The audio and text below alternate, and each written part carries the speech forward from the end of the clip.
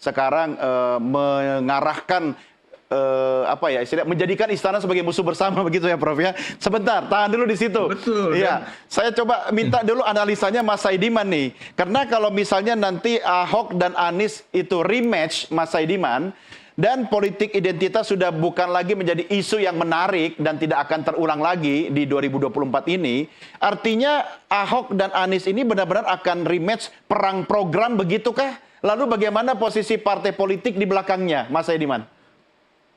Ya, pertama soal politik identitas, saya setuju memang bahwa belakangan ini terlihat ada penurunan ya tensi atau penggunaan politik identitas, terutama pada pemilu presiden yang lalu. Tetapi bukan berarti menurut saya politik identitas itu tidak bisa muncul kembali. Saya kira politik identitas ini muncul di dalam konteks tertentu. Nah, di dalam Di mana survei-survei munculnya kita, itu? memang ya di dalam survei yang biasa kami lakukan, studi yang biasa kami lakukan, itu kami memang menemukan bahwa pada dasarnya argumen utama atau preferensi politik pemilih itu dasarnya pada hal-hal yang rasional sebetulnya, Mm. pada kinerja, pada rekam jejak, pada platform kebijakan. Itu misalnya ditulis oleh Profesor Saiful Mujani, William Liddell, dan Tom Pipinski ya dalam salah satu papernya bahwa sebetulnya platform dan rekam jejak itu yang paling penting. Cuma identitas itu bisa menjadi penting kalau ada situasi yang memungkinkan itu.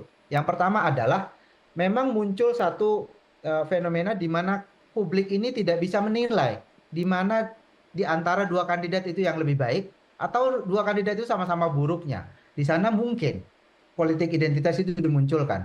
Atau kondisi di mana ada satu kandidat yang memang identitas agamanya memang berbeda. Katakanlah di pemilu Pilkada 2017 di Iya. Jakarta.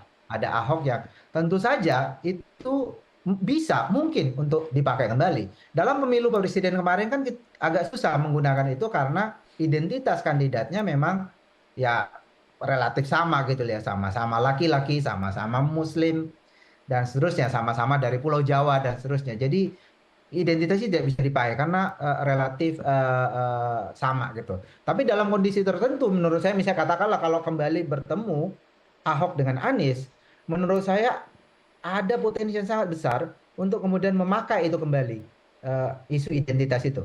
Karena kita lihat bahwa mungkin publik akan bingung siapa Iya. di antara dua mantan gubernur ini yang lebih baik, sama-sama mendapatkan approval rating yang sangat tinggi. Iya. Anies mendapatkan approval rating di atas 75%, Ahok juga demikian. Jadi sama-sama oke.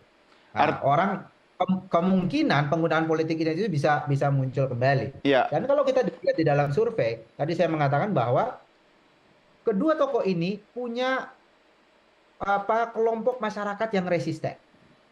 Iya. Jadi katakanlah Anies ini resistensinya dari kelompok Islam moderat atau kelompok kebangsaan, kelompok nasionalis. Nasionalis ya. Pak Ahok itu punya resistensi dari kelompok yang Islam. Dan di Jakarta dua kelompok ini ada dan menguasai wilayah tertentu. Katakanlah kelompok Islam dari dulu misalnya Masyumi sampai P3 dan sekarang PKS misalnya kuat di daerah selatan dan juga timur kan. Kelompok-kelompok nasionalis kuat di wilayah tertentu di utara misalnya atau sebagian di barat Di gitu. barat ya. Jadi memang ada pembelahan semacam itu dan itu sangat mungkin diaktifkan kembali kalau ada sesuatu